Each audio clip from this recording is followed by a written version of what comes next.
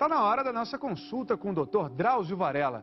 Você está com a sua glicemia em ordem, Patrícia? Tô sim, Tadeu Schmidt, graças a Deus, né? Olha, para quem não sabe, glicemia é o nível de açúcar no sangue. Quando ela foge totalmente de controle, a gente fica diabético. E depois que o diabetes se instala, as consequências geralmente são sérias, como o Dr. Drauzio Varella vai mostrar pra gente agora.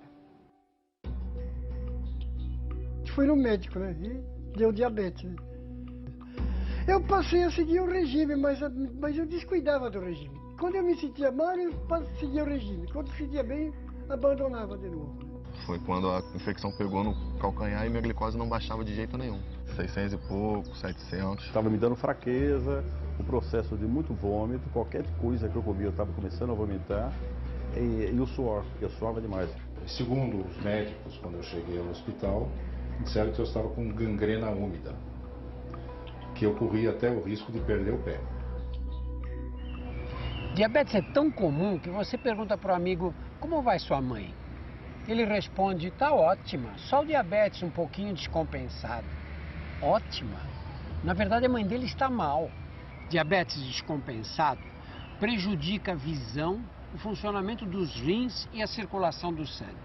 É uma das principais causas de derrame cerebral, ataque cardíaco, insuficiência renal e amputação de membros.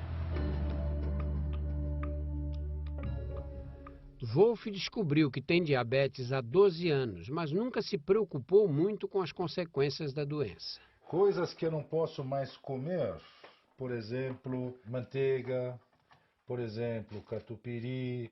Pizza para mim não é nem alimento, pizza é oxigênio. Porque nós somos muito movidos à televisão. A gente gosta muito de ver televisão e para acompanhar ou faz um balde de pipoca ou então pega aí uma caixa de chocolate, de bombons e tal, e enquanto vai vendo o filme vai detonando tudo. Infelizmente, isso foi ao longo de muitos anos, né? Eu tinha constantemente, um problema de muito suor e vômito.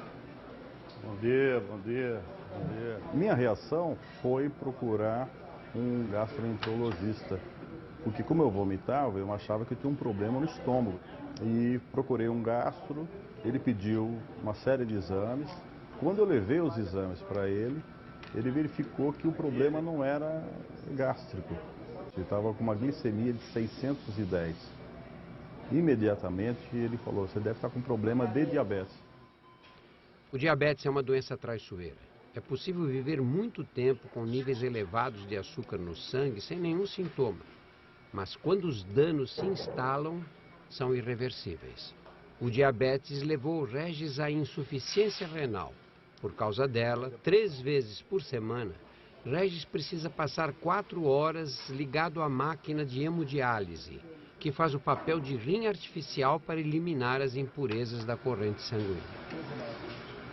19, tá bom.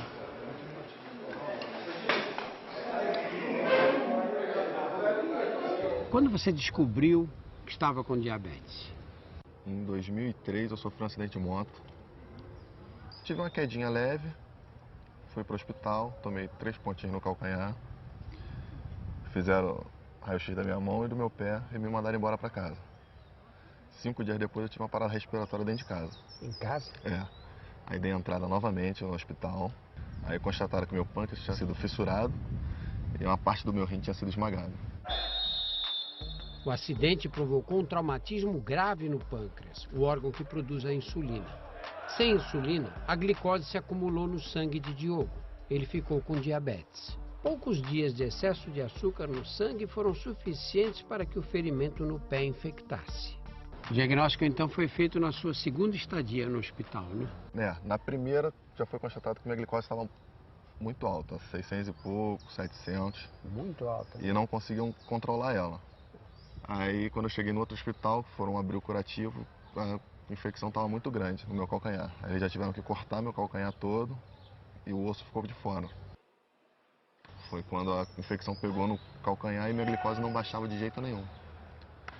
Aí quando pegou no osso, tiveram que amputar a perna, porque se continua ela ia subir mais e eu perdi o joelho também.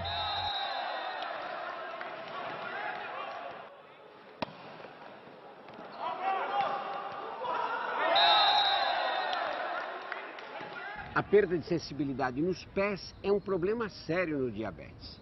A pessoa se machuca e nem percebe, porque o excesso de açúcar no sangue ataca os nervos, prejudica a inervação. Se o machucado não dói, você não cuida dele. Demora para cicatrizar, infecciona. Nos casos mais graves, o pé e às vezes até a perna precisam ser amputados. Boa tarde.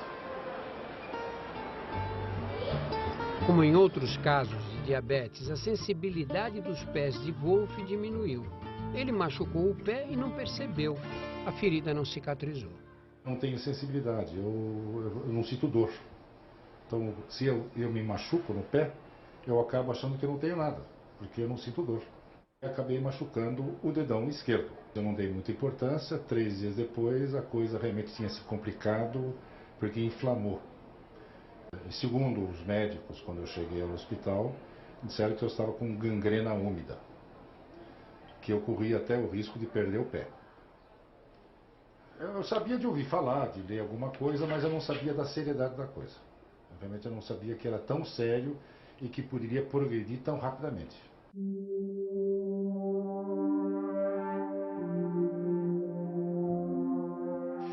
Foi depois de 76. Eu morava lá em Gopoúva, lá no Anel Viário. E na Via Dutra, perto da Philips, ali tinha um restaurante chamado Gauchinho. Um dia, uma tarde, não tinha o que fazer, eu resolvi ir até lá. E no caminho eu me senti mal. Voltei para casa e no dia seguinte fui no médico, né? E deu diabetes. Né? Eu passei a seguir o regime, mas eu descuidava do regime. Quando eu me sentia mal, eu seguia o regime. Quando eu sentia bem, abandonava de novo. Eu fui tomar café, levantei, acordei e eu não vi o copo. Aí eu percebi que eu não estava enxergando nada, quase nada, né? Aí eu começou a diminuir gradativamente a vista. Né? Anos de diabetes mal controlado danificaram os vasos sanguíneos dos olhos de Castelo. Ele teve o que chamamos de retinopatia diabética e perdeu a visão. O diabetes atracou primeiramente a minha visão e realmente me causou um prejuízo danado. Por muito tempo eu fiquei praticamente sem fazer nada, né? Me aposentei, parei de trabalhar, eu não tinha condição de sair de casa sozinho, né?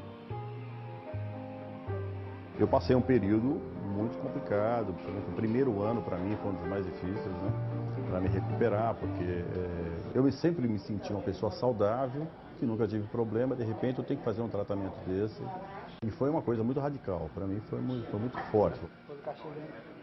Mas aos poucos eu fui começando a me recuperar. Eu fui começando a me restabelecer, a me manter mais firme, mais forte. Fui entendendo como é que o processo funciona.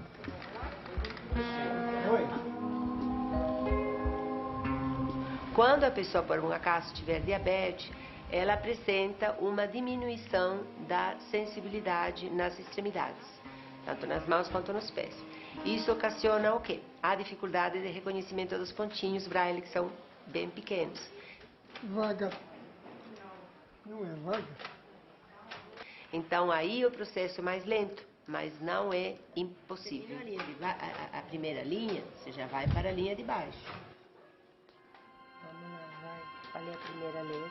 Eu era para estar deprimido, eu era para estar, né, todo... E não estou. Eu trabalho bastante, eu ando bastante. Eu já publiquei o 3º livro, vou publicar o 4º. E eu acho que isso um pouco se deve ao otimismo, né? Eu não quis me entregar. E isso que eu digo aos diabéticos, né? Não fiquem preocupados, dá para viver muito bem com diabetes, né? Enquanto fazia fisioterapia por causa da amputação, Diogo foi convidado a participar de um time de para-atletas. No mesmo ano, entrou para a seleção brasileira. Dos títulos que você já ganhou como atleta, qual foi o mais importante? Parapan do Rio, com a minha família toda assistindo, aí a gente foi campeões e conseguimos a vaga para a Paralimpíada, a primeira Paralimpíada do voleibol.